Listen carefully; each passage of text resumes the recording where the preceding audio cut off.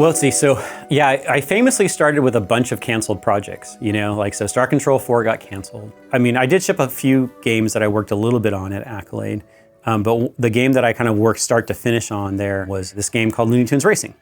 And I remember having a lot of fun with that game, and we had a great little team. They had some deal with Warner Brothers where they had to release a certain number of titles, and I got access to all their stuff. So because they let us access anything, I did like a black and white level where we swapped the carts out and Porky's in a little plane, and it's the level based on Dolly's work with the dodo bird. We had like 5 hidden levels in that game with all these extra characters, and it was just like hacking the engine to do all these crazy little things. So I was pretty proud of that game at the time. What the problem with working on the PlayStation 1 is you basically had very limited polygon count, but also no texture correction. So anything you got made was crunchy and distracting. Not great for a racing game, and certainly not great for the look of Looney Tunes. So for all the Skydomes in that game, I basically modeled all the Skydome flat, and I cut in, there's no textures in the Skydome. It's all cut in polygons, and I painted each vertice a color, so it blended beautifully, and then I wrapped them into a cylinder with a deformer afterwards, and we put them around the thing. And for the time, it looked amazing because it actually didn't pop into the foreground. It smoothed into the background. And we did that on a lot of the textures. So for a lot of the textures, I would paint them grayscale. So all the color on the tracks is Garot shading on top of grayscale texture, so I could maximize those 16 colors to get smooth blends and apply the color in vertices. And so not only could we get higher polygon count, it was much smoother. And I was like, no one's doing this. This is great. And then later on, they're like, well, Spyro came out and did all of that. And then Homeland, I think, is the game that came out and did it on the PC that made everyone aware of it. But I just made it up. I didn't know anyone was doing it. I was just like, well, what if we just did this? Would that work? So it was kind of cool in a time in that you kind of almost had to be experimental just to get anything done, because there was no industry to talk to at the time, or at least I wasn't exposed to it. So.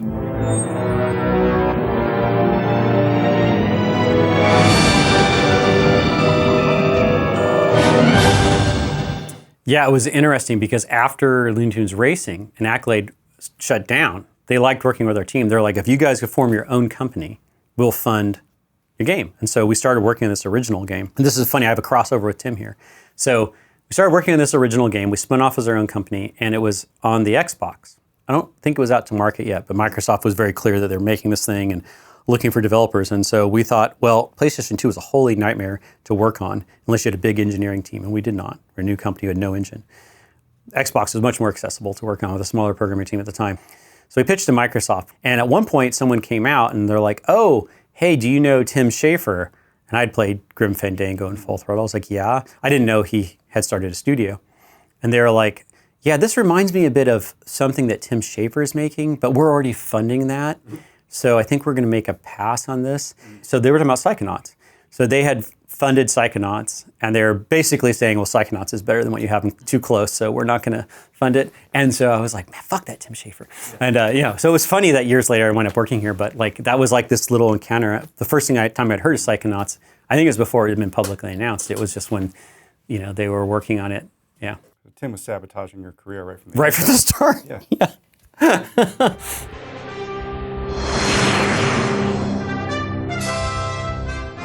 I think the way it came about is, we'd spun off to do our own company. We had this original title. No one wanted to sign it, but because we had spun off from Accolade that Infogram bought, Infogram knew we could do license stuff because we did Looney Tunes Racing. And they were like, we have the Superman license. If you guys can get this game done in 12 months, we'll give you the contract, type of thing. I wanted to make a Bizarro game. I was like, look, guys, no one wants to be Superman. What everyone wants is his powers, not him. He's like some old 1950s dude with weird morality. No one cares. Let's make a Bizarro game, right? Where it's all fucked up. You have all of his powers. You can make ambiguous moral choices, and it has no real consequences on the world. It doesn't ruin the license. And some people haven't seen before. That'd be cool. And they're like, no. I think the flying was pretty cool, and we came up with some cool tricks. I was most proud that we got some extras in the game, some unlockable Supermans, and we got Mullet Superman in the game. It was not in fashion at the time. And so the best part about Mullet Superman is we use the cape tech on his mullet. So if you fly around his Mullet Superman, it uses the same stuff to not clip through his neck and flutter like a cape. So that's probably the coolest thing about that game is Mullet Superman. I came on partway through the project. I think it had been going for a little while. Back then, that studio, the environment artists did their own concept work and lit their own levels. And worked with level designers, although I did most of the level design for the stuff I worked on. So I primarily was working on the levels there. It's funny, I didn't even think about the connection here. There's a machine late in the game that you wind up playing a level in that design, and it's called the Recombinator, where they send test animals into this machine and it like merges them together like Cronenberg fly style. So I designed that machine and that level based around that. I didn't come up with that concept of that. It didn't even occur to me that there's probably a very clear interest in me in that sort of thing. But yeah, the level I spent the most time on was that. Shortly after that was Snowblind. Yeah. Which I think a lot of people are pretty familiar with. Mm-hmm. It was originally a Deus Ex game. Yeah. I was really excited to work on it because Deus Ex is one of my favorite games. It was pretty cool, and it had a very Deus Ex storyline. So we were working on it. Like, I remember we had even built like one of the Hong Kong levels, and for the time it looked really cool. They had a great tool set, great engine that team had developed. It was the Blood Omen engine, which is not the Legacy of Kain engine. It was all live edit, everything. You could be running the game AI, you could change their behavior live and they just change. You could move nav, change cover point. It was just amazing, fast. I still have not to this day used a better tool set than that engine. And I can't remember exactly when it happened, but like, I think it was about 2 weeks before E3, maybe a month. They were like, so we've decided that you're no longer a Deus Ex game. So we had to like rewrite the story, which I didn't have anything to do with, and reflow the entire level progression and change what the main character looked like, but keep all the mechanics the same. Mm-hmm. That was a bit of crunch. Double fine! How did he come to seek you out for Brütal Legend? Because I think that is what happened, right? Didn't he come to you? So Caroline S. Murdoch used to work here, and she and I had worked together earlier. So she was like the producer on Looney Tunes Racing, for example. And so they were looking for, they're like, we need an art director who can do these things. And people are like, there's no one who does all that stuff. And Caroline's like, I know someone who can do that stuff.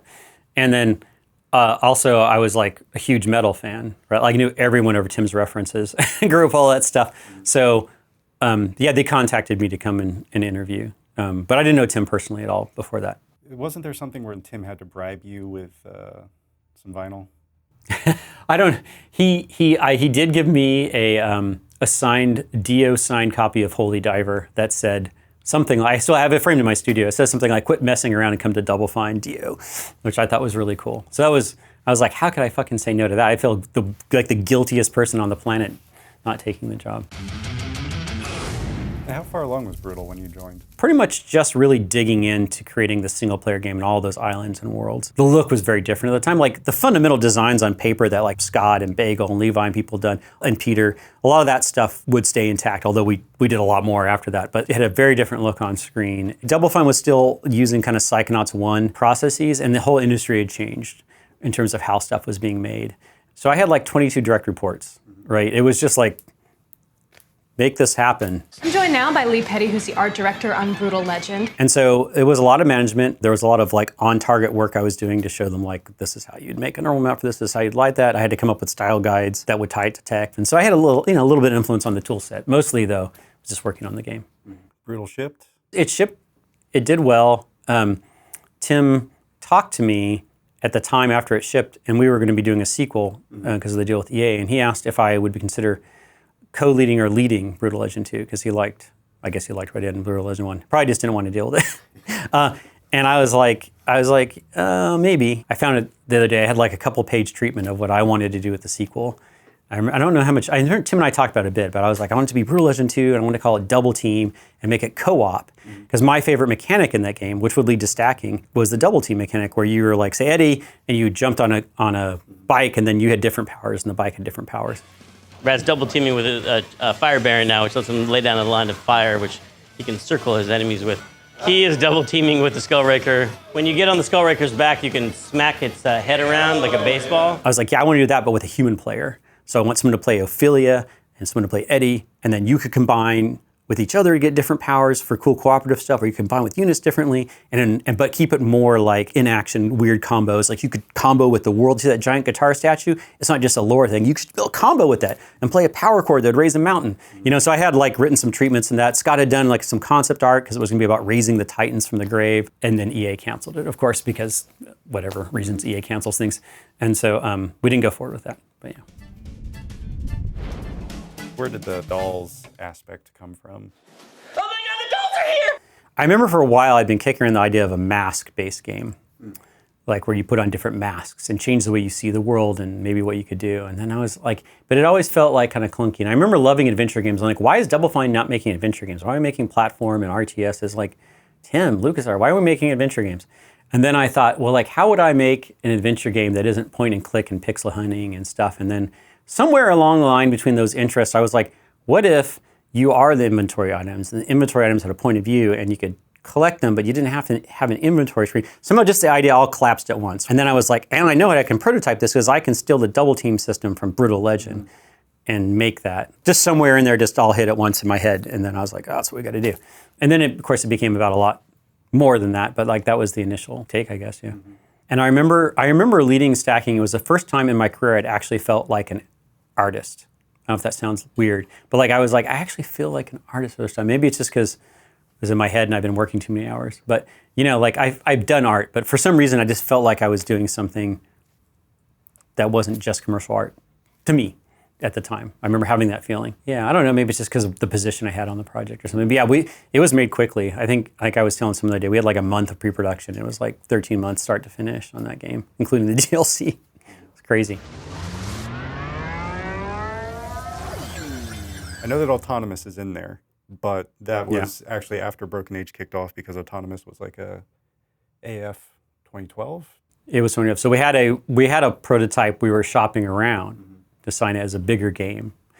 It's just interesting to think about because it was like, I remember like what was the hotness at that time was Minecraft. And I remember one of the inspiration, I was like, well, what if it was Minecraft, but it was all dynamic with behaviors? So instead of just building static blocks, you're building things that could go alive and you could kind of influence their behavior, but you had to use it indirectly to accomplish your goals and do things. And so I made it from the start with like to be procedural, to be endlessly playable, which is much more in vogue now than it was back then. That was around the time that Broken Age started though, yeah.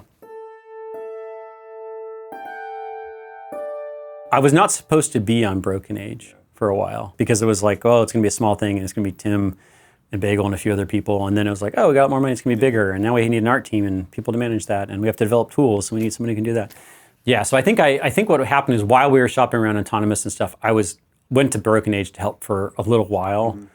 And then Tim just wanted me to stay on, I think is basically what happened. Early on, I was really trying to get more and more parallax into the game using like the old Disney multiplane stuff as inspiration, but I really wanted to like walk into the camera, you know, so the fact that we got the ability to do that was really cool. And we didn't do as much of that as I would have liked, just because the design didn't really call for it, but I really had fun contributing to that part of it, as well as lighting 2D stuff. I think the inspiration for that came from when I was watching the movie The Illusionist, and where just typically the characters had very limited shading and like a traditional 2D thing, and the backgrounds would be very elaborate. But you know, they would just tint with a gradient, and they would do a lot of edge lighting, and that's really kind of what we based those characters around. I could mock up in After Effects, and we could kind of hand paint fake normal maps for the edge lighting.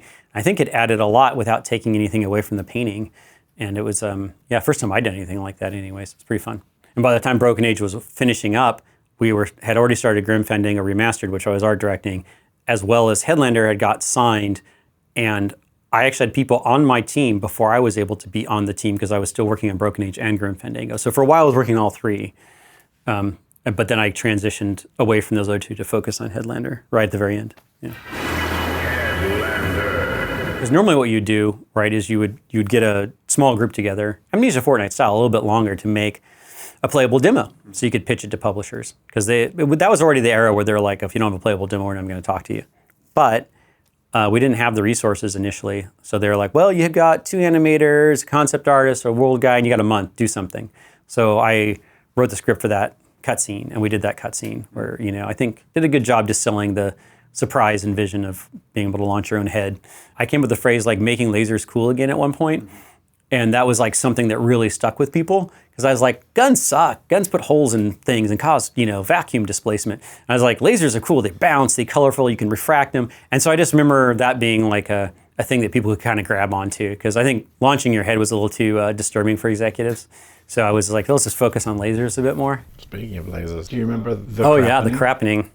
That's my favorite bug ever. The way the game worked is like whenever you would like leave or come back to certain rooms within a certain time, enemies would respawn. There's like a certain spawning logic, so they teleport in. So that one, for whatever reason, it never shut off. And so when you walked into the room, it was a spawn after spawn after spawn after spawn. And as they spawn in the wrong place, so they're falling from the ceiling.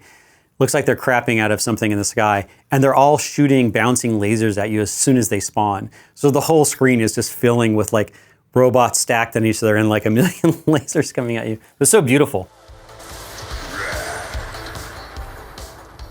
Yeah, that was a fun one too. Speaking of weird body combinations, you know, we wanted to do stuff with combining body parts for characters as part of the procedural stuff, which we hadn't done a lot of at Double Fine, you know, a bit in Autonomous, not at this level. You know, so it was like trying to figure out how to make that work too, which was a lot of Silvio.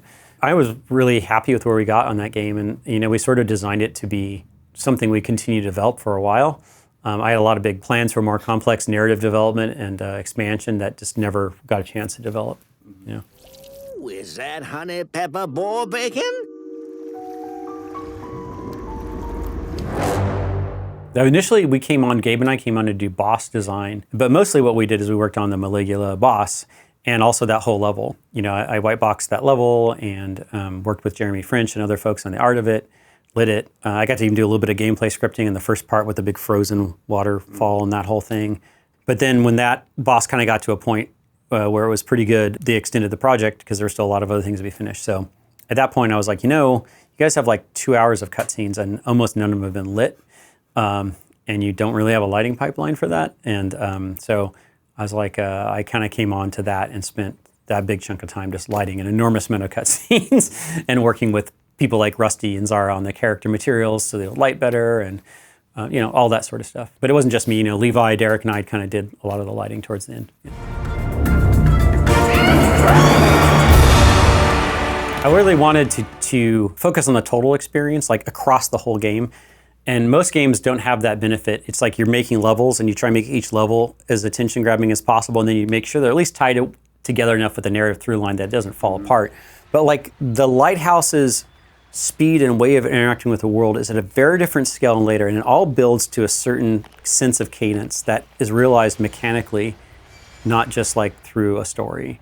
And like that means that like not every minute of the game is supposed to maximize the fun button. And so of course we want people to be engaged with it, but like I know from experience that the more fluid and fast anything moves, the more random people are gonna like it because they can just bounce around the world. And if I put a bunch of glowing rings in there that made poppy sounds or chests that made sounds, everyone would like the game more, or at least a lot of people would.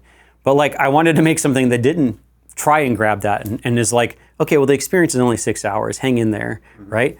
That means a lot of people may just leave before seeing how it all fits together. I wanted to make an experience that would maybe last the test of time a bit and resonate after playing it a bit more, and maybe you'd come back to it. That would just have a different quality to it that was hard to put your finger on. Yeah. You know, when for a playtest, people were like, "Well, what do I get for growing stuff?" I'm like, "You get to experience art." You know, because it's just like everything is so rational, top-down driven. It's so prevalent now in games. But that's just like one type of game. You know, and I was like, I don't want to do that type of game. I love some of those games. I love games that aren't like that too. Like, I think when you start to go down the path of we want a wordless experience, and if you don't want a bunch of pop-ups or HUD, and you want to keep people in the world, you have to be able to guide them in what they see. And I didn't want to have like the characters only moving from like point to point or clicking on a rail, right? You want to be able to move the character and aim where you want to go. So that sort of meant like authoring the cameras. And I think because we wanted a weird but chill experience, I think people forget sometimes how much maintenance it takes to constantly be driving a camera while playing a game. It puts you in a different state. So it's not that our camera is better or worse than that, but it's different. And I think it emphasizes different things about the game. Like you're more likely to see the atmosphere and appreciate the atmosphere and think about being in a space, not from having to wayfind through complex patterns or jump over things, but just to like see it if you're not driving that stick all the time, if you're not moving through at such a frenetic pace. And I think that was important to the kind of vibe. You know, we wanted a certain like almost dream logic to the game, almost like it's just being told as you unfold into it versus like, here's exactly what the game is about. Here are the 3 chapters, here are your objectives, check things off, get your rewards. More just like, you're in the space, you're not sure why it's in the space. But as you move through, you naturally fall into these sort of puzzles or encounters, and you don't even really know why you're doing them at first. And then they sort of hopefully start to take on a bit of a logic for the player, and they get some appreciation for them. And over time, they start thinking about the experience as a whole and what it could mean, and bring themselves to that. You know, I think that's the stuff that I love. Not all the time. Sometimes I enjoy, you know, like a fast action shoot fest like everyone else, but like that's the sort of space that we wanted to be in.